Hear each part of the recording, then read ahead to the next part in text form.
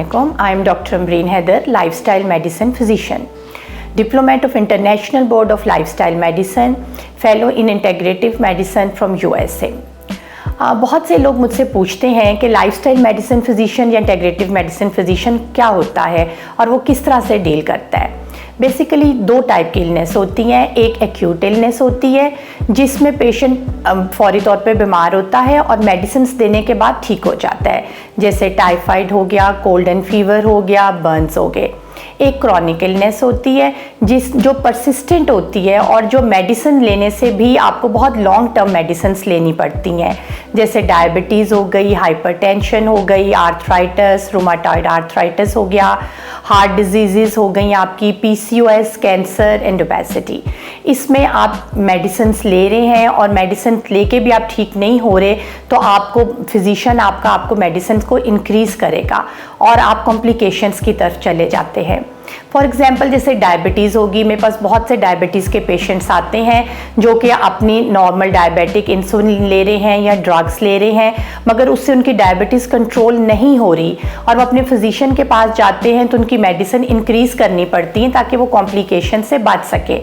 फिर वो हमारे पास आते हैं लाइफस्टाइल मेडिसिन को मॉडिफाई करने के लिए, तो हम उनको बताते हैं कि उन्होंने अपना लाइफस्टाइल मेडिसिन किस तरह से फॉलो करनी है, आप वो कैसे बेहतर कर सकते हैं। उसमें हम उनको न्यूट्रिशन बताते हैं कि उनके लिए कौन सी बेहतर ग़िज़ा है जिसको वो लेकर अपनी डायबिटीज़ को कंट्रोल कर सकते हैं, उनके लिए कौन सी एक्सरसाइजेज और फिज़िकल एक्टिविटी हैं, क्योंकि बहुत से डायबिटिक पेशेंट है जो कि बहुत सेडेंट्री बिहेवियर है जिनका और वो बिल्कुल मूवमेंट नहीं करते, तो हम उनको एज के अकॉर्डिंगली और उनकी डिजीज़ के अकॉर्डिंगली बताते हैं कि उनको कौन सी एक्सरसाइजेज और कौन सी फिज़िकल एक्टिविटी करनी चाहिए अपने घर के अंदर, या फिर हम उनको फिजियोथेरेपिस्ट को भी रेफ़र करते हैं।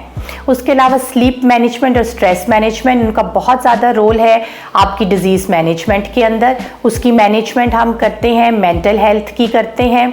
इस तरह से बहुत सी बच्चियां आती हैं मेरे पास जिनको PCOS होता है और वो गायनाकोलॉजिस्ट से कंसल्ट करती हैं, गायनाकोलॉजिस्ट उनकी बहुत हेल्प आउट करती हैं, मगर वो इससे बाहर नहीं आ पाती। उसके लिए उनको अपना लाइफस्टाइल जो है ना वो मॉडिफाई करना पड़ता है, जिसमें सबसे पहले नंबर 1 के ऊपर न्यूट्रिशन का रोल है।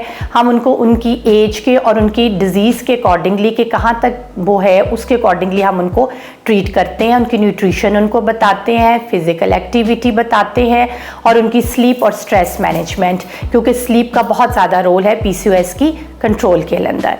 तो अगर आपको कोई भी क्रॉनिक इलनेस है जिसमें डायबिटीज़ हो गई, हाइपरटेंशन हो गई, हार्ट डिजीज़ हो गई, रूमाटॉइड आर्थराइटिस है, ऑस्टियोपोरोसिस है, एनी विमेन हेल्थ इश्यूज़ हैं, PCOS है और आप कीमोथेरेपी से अगर गुजर रहे हैं, कोई कैंसर रिलेटेड आपको इशू है, आप हमसे लाइफस्टाइल मेडिसिन फिजिशियन से कंसल्ट कर सकते हैं।